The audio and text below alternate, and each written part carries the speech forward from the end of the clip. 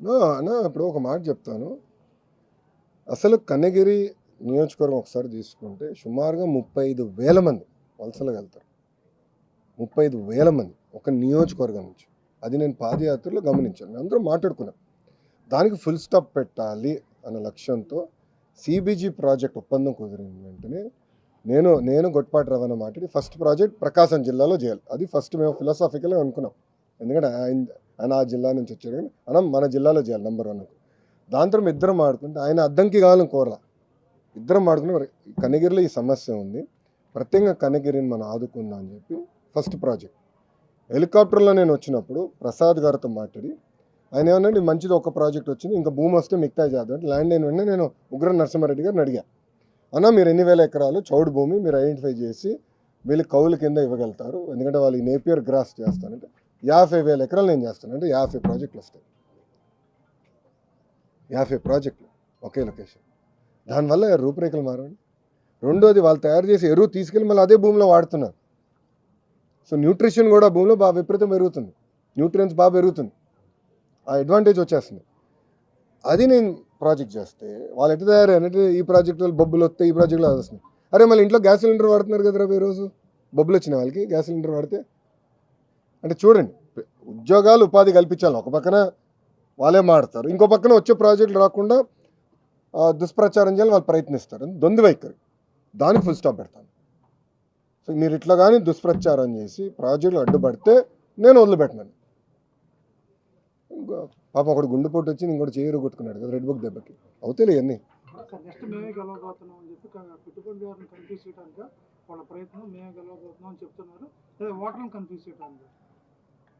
వాళ్ళు కన్ఫ్యూజ్ అయ్యారు, వాళ్ళకి ఇంకా రియాలిటీకి దూరంగా ఉన్నారు.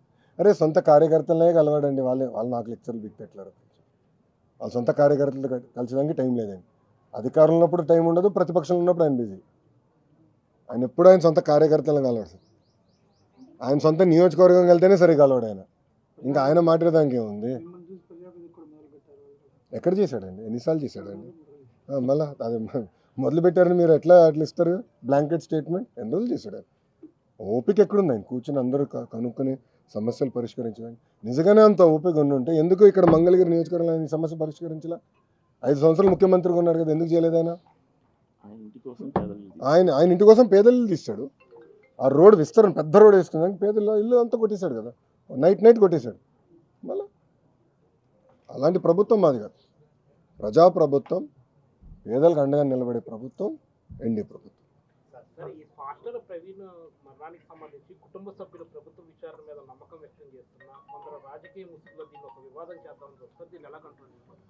నేను గతంలో కూడా చెప్పాను, మాతో ధీటుగా పోటీ పడలేక కుల మత ప్రాంత విభేదాలు రెచ్చగొట్టి రాజకీయ లబ్ధి పొందాలనేది వైకాపా లక్ష్యం. దాంట్లో మీకు ఎలాంటి సందేహం అవసరం లేదు. ఫస్ట్ ప్రవీణ్దే కాదు, ముందు కూడా ఇలాంటి అనేక డ్రామాలు వాళ్ళు చేస్తారు.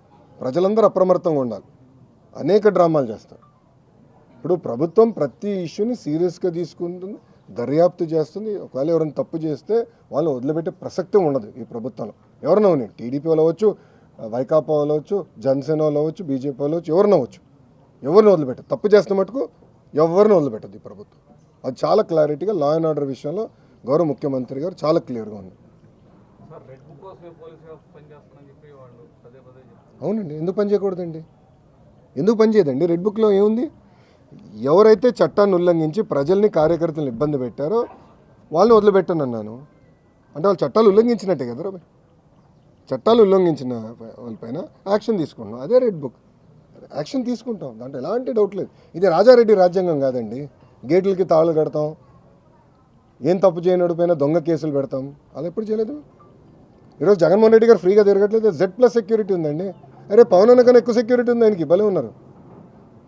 పవన్ అన్న కన్నా ఎక్కువ సెక్యూరిటీ ఆయనకు ఉంది. పవన్ అన్న classification Z category, Jaganmohan Reddy గారికి Z+. ప్రభుత్వమే బుల్లెట్ ప్రూఫ్ వాహనం ఇచ్చి, ఆయన ఆంధ్ర రాష్ట్రంలో ఎక్కడ తిరిగినా ప్రభుత్వమే బుల్లెట్ ప్రూఫ్ వాహనం ఇచ్చి వెళ్ళిస్తుంది. ఏనాడు ఆయన గేటుకి మేము తాడు కట్టలేదే, ఏనాడు ఆయన చేయాల్సిన కార్యక్రమాలకు మేము అడ్డుపడలేదే, పర్మిషన్ కూడా మేము పోలేదే. ప్రభుత్వం చాలా క్లియర్. ప్రజాస్వామ్యంలో ఆయన చెప్పాల్సినంటే చెప్పుకోనండి, దాన్ని ఎట్లా తిప్పుకొట్టాలో మాకు తెలుసు.